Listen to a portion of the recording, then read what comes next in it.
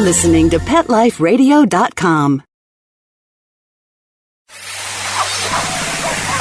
It's Oh Behave with Arden Moore, the show that teaches you how to have harmony in the household with your pets. Join Arden as she travels coast to coast to help millions better understand why cats and dogs do what they do. Get the latest scoop on famous faces, their perfectly pampered pets, and who's walking who in Rin Tin Tinseltown. From famous pet experts and best-selling authors to television and movie stars, you'll get the latest buzz from wagging tongues and tails. Garner great pet tips and have a doggone fur-flying fun time. So get ready for the pause and applause as we unleash your Oh Behave host, America's pet edutainer, Arden Moore. Welcome to the Oh Behave Show on Pet Life Radio. I'm your host, Arden Moore. Many of us love cats, but do you ever worry that you may love these fascinating felines a little too much? I mean, what exactly are the signs of cat codependency? Perhaps you spend some time searching out cat videos when you should be polishing your Excel sheet at work. Or you're afraid to let your friends know that you just knitted a throw blanket from the piles of fur you brushed out of your cat. Or you may even skip attending the world premiere of the latest Star Wars movie because it conflicts with the opening of the newest cat cafe. Now, you guys, cat codependency is real. And on our show today, we have whom I consider the number one expert to discuss this marvelous addiction affliction. She's an award-winning author. She's written more than 200 books, and the latest is called Women Who Still Love Cats Too Much. Please give plenty of purrs to our special guest, Allia Zobel Nolan. Hey, welcome to the show, Allia. Hey, thanks for having me on. All right. You know, listeners, Allia has written, like I said, 200 books, and they're mainly on cats, a few on dogs, and even God. To me, that sums up the trifecta of ideal topics. Now, we're going to have to take a quick commercial break, so I want you to bribe your cats with treats to jump on your lap, and together, be ready to learn how cat codependency just may be better than you imagine. We'll be right back. Time for a pause. 4 furry ones, actually. Sit and stay. Oh Behave will be right back.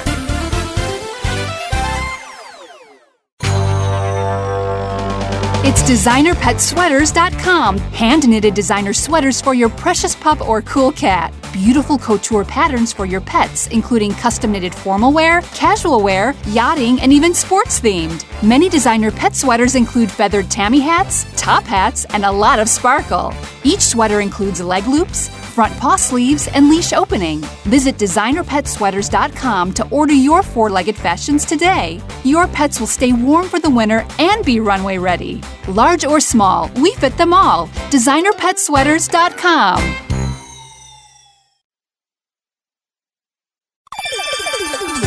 Let's Talk Pets on PetLifeRadio.com. Oh Behave is back with more tail-wagging ways to achieve harmony in the household with your pets. Now, back to your fetching host, America's pet edutainer, Arden Moore. Welcome back to the Oh Behave Show on Pet Life Radio. I'm your host, Arden Moore. Our special guest today is a writing machine. She has more than 200 book titles to her credit, sold more than 2.5 million copies. And let me just share with you a few of my favorite titles. Dog Confessions, The Worrywart's Prayer Book, and coming out is Angels in the Bible Storybook. But plenty of her books center around all things C-A-T, such as... This is what I'm loving. I just can't believe it. Ready for this, folks? Listen what she's done. One book was called 101 Reasons Why a Cat is Better Than a Man. She followed that up with 101 more reasons why a cat is better than a man. Oh, there's more, folks. There's more. Now, she has written a book called 202 Reasons Why a Cat is Better Than a Man. And this is from a woman who seems to be happily married to a man named Desmond. Is this correct? Yes, it is definitely correct. He has given into the darker side. He actually loves dogs. He's from Ireland, and he is a dog person. And it seems everyone in my life, my parents were dog people, and somehow or another, my wires got crossed, and I became a cat person. But he's very good. I always dedicate the books to him because he's so simpatico. Other than my cats, he's the best. Or I should put him first. I really should. But anyway. We know. Let's just be honest. Yeah, that's cool. You can be a tie. You can have diplomacy in your house. That's okay. okay. That's okay. Now, Allia has a new book, and I really want you to get your paws on it. It's called Women Who Still Love Cats Too Much. And it's been a pretty lucrative move for you, Allia, for being catty. But I need to ask you this. Do you really buy iPads for your putties?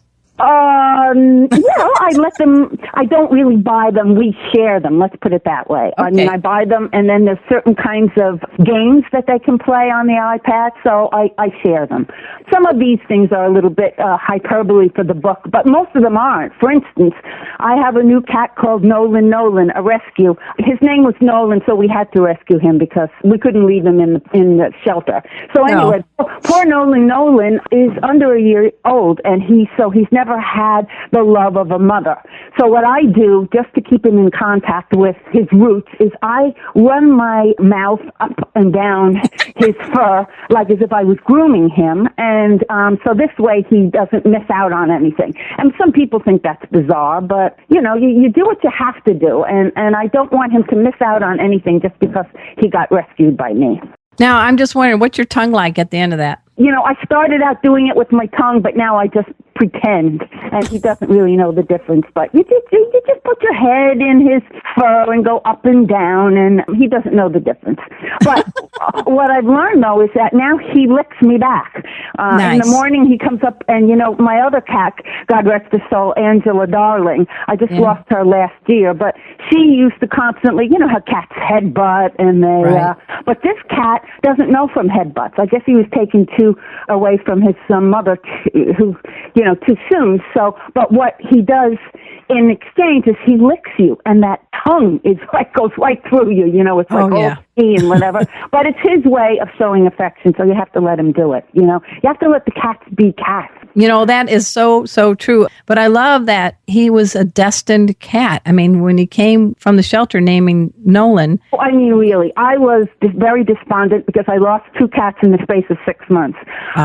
So I only I lost Macduff the Bold and Angela Darling. So I was beyond desperate. So I was looking on the internet, and I saw this cat, and I went to the shelter, and the cat turned out not to be the proper cat because I still have one cat, Sineady cat, the Frady cat, and she is like 14 years old. So I didn't want a kitten, and I had to have just the right cat. So I didn't want, after her losing her 2 pals, I didn't want her to have any more trauma. So on the way out, the cat that I went for wasn't the right one. So on the way out, I spy this little, and I always loved black cats. I wanted a black cat because black cats don't get adopted a lot for some strange reason, they think they're evil or whatever. Anyway, I saw this black cat out of the side of my eye, and it was a kitten, and I said, nope, step away from the cage, do not go near the cage. But I just had to look, and there on the nameplate was Nolan. I said, is this from God or what? It is. So my husband said they switched the name when they saw me coming, but the name was on there, Nolan. So I said to the woman, what's this cat's name? So she says, oh, you mean Nolan? So I said, get this cat out. Let me look at this cat. So he was 5 months old, which isn't really a kitten, but it's not really. I wanted a cat that was like 2 or 3 years old. So we had to take Nolan. We absolutely had to. I called my husband, and he said to me, why are you calling me? I know you're going to get this cat. So, why go through the pretenses? I said, come on, you have to come down and look at the cat. So he came down, and of course the cats always do this. At the shelter, they're all over you. Oh, and he went, Nolan went up into his, neck part and was, kissing him and what a suck up. Yeah. So and winking at me like, okay, so of course Desmond fell in love with the cat, and with a name like Nolan, it could be one of our relatives. We had to take him. So we took him home, and he's been really, most of the cats gravitate towards me because I'm home all day. I feed them, I take care of them, I give them salmon and cream. Why wouldn't they want to gooch up to me, as they say? But this cat has, let my husband pet him. That's a first. With all the cats we've ever had, my husband tries so hard. He gets down on his knees. He talks to them and whatever, but they only have eyes for me.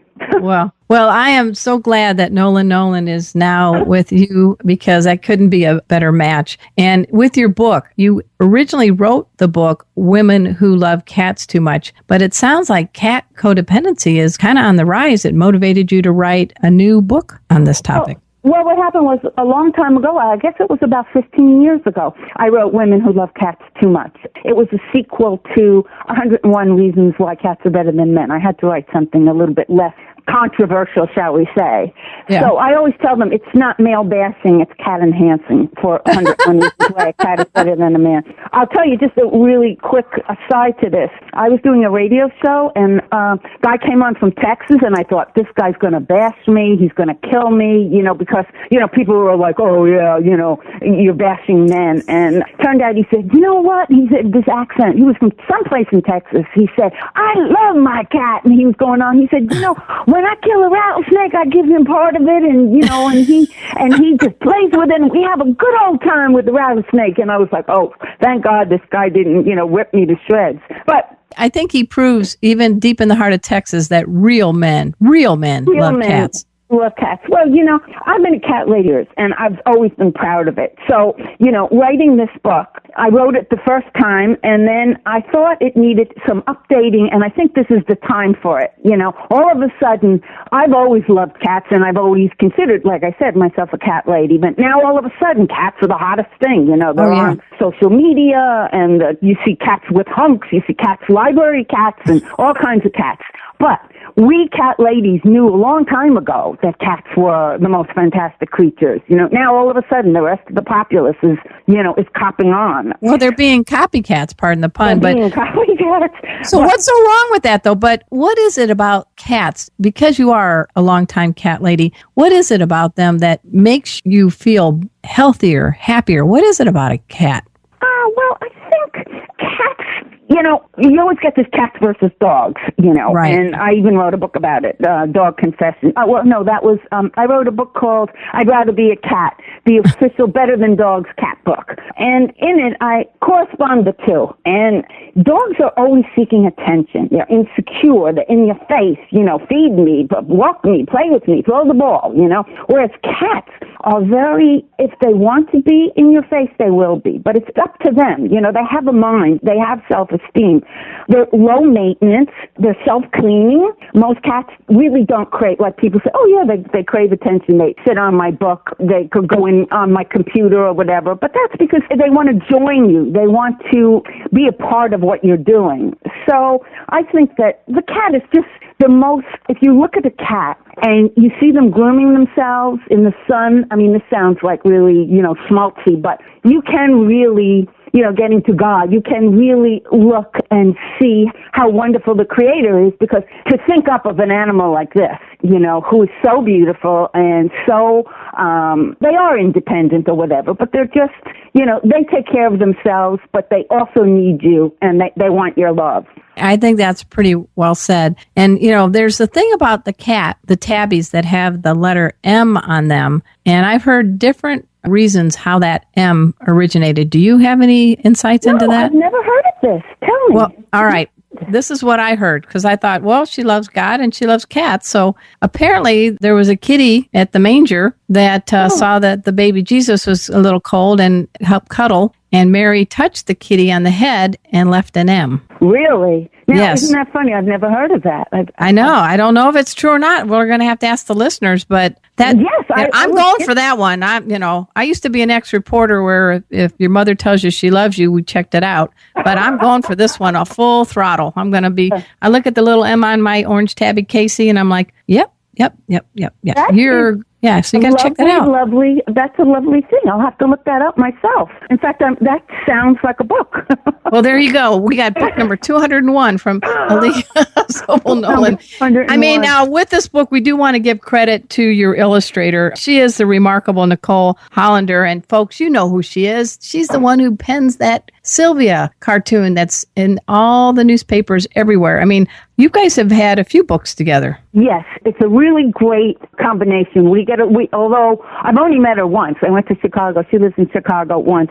She has that really sense of what the cat is all about. You can give work to an illustrator or whatever, and, they'll illustrate it to the best of their ability. But a person who really knows cats can add so much more to it. And she has Toots, Tootsie, her cat. And first of all, she's a very funny person, and she's very intelligent, and she's very political, and she's not just one-dimensional. She's been around, like I said, the Sylvia cartoon strip has been syndicated for years and years. Now she has Bad Girls Chat. I think that's the name of her website, which she does archival, and she does some new stuff, too. And she's just extremely funny. We did 101 Reasons Why a Cat is Better Than a Man, and then we did the second 101 More Reasons, and then we did Women Who Love Cats Too Much. We did everything I know about the rat race I learned from my cat. So actually this book reverted to me last year, and with so much going on, sometimes I don't want to redo a book, but this was a book that was screaming to be redone, because there's a whole new lot of people who are coming to accept the cat as the best thing since the smartphone. So they needed to get information, and they needed to get some laughs. And yeah, she's absolutely wonderful. She and I we click. We work really well together. Sometimes that happens, and it's really magic when it does. I absolutely. Hey, folks, we're speaking with Allia Zobel Nolan. She is a mega producer of great cat books, dog books, and religious books in her own whimsical, witty style. We're going to learn more about her latest book, which is called Women Who Still Love Cats Too Much. But we got to pay for this show. So everybody sit back and purr. We'll be right back. Time for a walk on the red carpet, of course. All Behave will be back in a flash right after these messages. Looking for the best advice on pet health, safety, and travel? Connect with the Pet Lady. Dana Humphrey, also known as the Pet Lady, will surely be in a city near you real soon. She will be spreading the good news for pets and pet lovers, from tips on dog and cat care, pet industry trends, and the best events for you and your four-legged family members. Need a great gift idea or insights on the hottest pet gadgets? Simply follow the Pet Lady on Twitter at Pet Lady World. You can also learn more at The Pet Lady at thepetlady.net. Let's talk pets. Let's talk pets On Pet Life Radio. Pet Life Radio. PetLifeRadio.com. Hi, this is Margaret Cho. I'm with Arden Moore on the O Behave Show on Pet Life Radio, so please listen. We're back from the lot. Just checked the paper, and we had a record showing at the box. The letterbox, that is. Now back to O Behave. Here's Arden. Welcome back to the O Behave Show on Pet Life Radio. I'm your host, Arden Moore. I am so delighted. I can't believe I finally have Allia Zobel Nolan in the house. I can't believe you haven't been on the show before, but I am delighted and honored that you are. I thought writing, about 40 books that I've done with ghostwriting with medical doctors and then writing pet books. I thought I was pretty good. Oh my God, you smoked me. 200? I mean, do you just wake up typing? Well, the problem is that I don't turn off, and that is really a problem. Sometimes It's like, my mind just keeps going and going, and like I have a pen and piece of paper with me at all times, because I always, when I'm listening to someone, when I'm out at a coffee shop or Starbucks or whatever, I just get these ideas, and I'm blessed because some people can sit in front of a blank computer, for hours and just like, what am I going to write about? But I guess I never knew what I wanted to be when I was, growing up. And I wanted to be a window dresser, if you can believe that. What that has to do with writing, I don't know. But then I always used to write my feelings down. And you know how a lot of people start and they write poetry and they write down, when they're in love and stuff like that. But I was writing about everything. I wrote about the shadow that my high-intensity lamp threw and like ridiculous things, but I always liked to write. And one day I took a course, and the woman said, "Oh my God, you should send this to the New York Times." And I'm like, "What?" So I did, and it got in the and I didn't even know, because I never buy the New York Times unless I'm in it, so I didn't know. So my teacher sent me the it was in the opinion section when they used to have the opinion section in the Connecticut New York Times. Anyway, from then on, I thought, oh my goodness, talk about a swelled head. If I can get in the New York Times, then, look out. So, and that's what got me started. I started writing for the local paper, and I did all the grunt work, when they asked you to do the camp roundup of every camp in the whole entire Connecticut, the times that they're open and things like that. I did all the grunt work. Oh, yeah. We call that, as a person who spent 20 years in newspapers, we call that breaking fluff. Yes.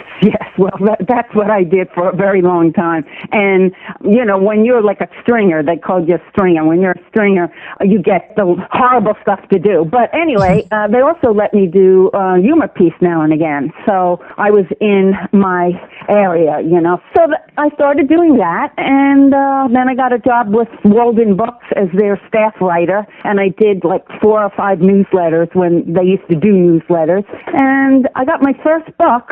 And this is, talk about from God. I wrote an article called The Joy of Being Single. But it wasn't really the joy. I was very angry at this woman next door who was always asking me, "Oh, aren't you married yet? What's wrong with you? You're a funny-looking girl, but there's somebody for everybody, And so wow. she was constantly on my case. So I wrote this really scathing thing about why I like to be single, And it was really, really, like I said, it wasn't a happy piece. And I sent it to the Hartford Courant, and the woman sent it back, and she said, "This is really good, but can you soften this a little bit? Can you do this not in such an angry manner? Make it a joy of being single, not like a retort to this woman." So I immediately rolled up her note and I threw it in the paper basket because I said, "Oh, who does she think she is?" But then I looked at it again and it said, "If you do, I will publish it." So I'm like, okay, well, maybe you ought to do it again. Did it right. again. It went out on the wire. It wound up in, I want to say, France, and the International Herald Tribune, and there was an editor from New Woman saw it, and she came back and she asked if she could use it. So, of course, I said yes. And from there, the thing took on life. It was reprinted in a lot of different Cosmo and a lot of different publications because it was celebrating being single. Right. Things. Hang on just a second. Naturally, a cat would never interrupt a radio show. Hang on a second. A cat would never. Oh, well, that's because the cat is outside the door trying to get in. If he was inside here, he would be meowing too. Chipper and Gracie just apologized to you and all our listeners. Chipper, shame on you. Yeah, but you know what? They live with a cool tabby named Casey, and they know that cats are gods. So they have ultimate respect for all things feline. So I give them a break. Yeah. But anyway, so this article that you wrote started taking a life. So this article had a new life, and I was working for Walden Books headquarters as their staff writer, and I read an article on, God rest his soul, Peter Workman of Workman Publishing. Oh, I knew him, yeah, because I have a few books from Workman, yeah. Oh, he was just such a wonderful man. And I read how, it was in the Wall Street Journal, and it said something about how he takes all these eclectic things and this and that. And I am a person who takes risks, I hate to go on planes, and I wouldn't go to a different country and stuff like that. But as far as the writing goes, I figure, what can they say? If they say no, they say no. So I wrote a letter to him, and I said, this article was in the International Herald Tribune, and I think it's a perennial thing. There'll always be single people, and we need to have somebody who extols the joys of being single and blah, blah, blah. I get a call in 2 weeks.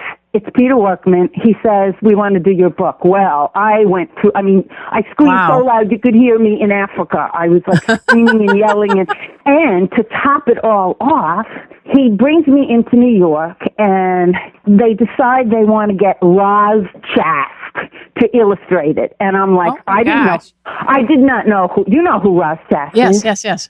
The New Yorker cartoonist. I mean, she's practically a legend, But at the time, she was pretty popular, but still, not as popular as she is today. Well, anyway, I didn't like her style because she has a certain style, and she's hysterical. She's so hysterical, it isn't funny. But the book, I thought, was my life, and I wanted the illustrations to be beautiful. I wanted the girl in the illustrations to be beautiful. But of course she wasn't, because this was a humorous book, and Roz has her own special. She has glasses that come out like fish, and she has doilies on all the couches and things. She has her own special style. Well, everybody at my office at Walden Books was jumping up and down saying, "My goodness, you got Roz Chaff. How, what are you, crazy? Of course you should take her." And Peter took me out, God rest his soul. Peter took me out and said, "Allia, trust me on this one." Meanwhile, the book sold 500,000 copies. It was translated into Portuguese, Japanese, German, all kinds of different, and it just, after 20 years, went out of print last year, after 20 years. So that is great. I mean, yeah, it's a small world. I knew Peter Workman, and his wife is quite a cat. Carol, yeah. Yeah, Carol. Yeah, she's written me on some questions about her cat, so it's an interesting situation. But with your book, I want to just give people a few gems from the latest book by you, Women Who Still Love Cats Too Much. And I've got it in my hands, but I don't know if you want to pick a few that you like, or if you want to share just to whet the appetite of our listeners. Well, you bring home leftovers from a client's fish dinner for your cat. Yeah. You install a cat flap door in the bathroom so Kitty doesn't get panic attacks when you use the facilities. You refuse to move your arm even though it gets pins and needles because Putty is sleeping on it. You Skype the cats, leave the TV, and I do this, leave the TV, radio, and lights on. We just went to Ireland, and we were gone for a week, and I had some coming in 4 times a day to exercise the cats and make sure that they knew they were loved. Some people make earrings out of the fur from their cats after they furminate them. Oh, my gosh. I didn't believe that was true until I saw a book. There's actually a book, How to Make Earrings Out of Your Cat's Fur. I missed that title. I don't know if I'll have that author on, but go on. Yes, it was quite funny. You allow her to chew on your toothbrush because she enjoys it, and just because. I walked into my husband's bathroom. I didn't tell him this, but I walked into my husband's bathroom, and there was Angela Darling on the sink chewing away on his toothbrush because they like peppermint. That's like a catnip family. They seem to like, and this one is, you carry your work around the office in your mouth, meowing plaintively until someone pays attention to you. I could just see me doing that, right? You stop in the middle of a presentation, lick your hand, then rub your face in a circular motion like your cat does when he's grooming. Of course you do. Hey, folks, we're speaking with Allia Zobel Nolan, and she's written a zillion books, and this one is called Women Who Still Love Cats Too Much.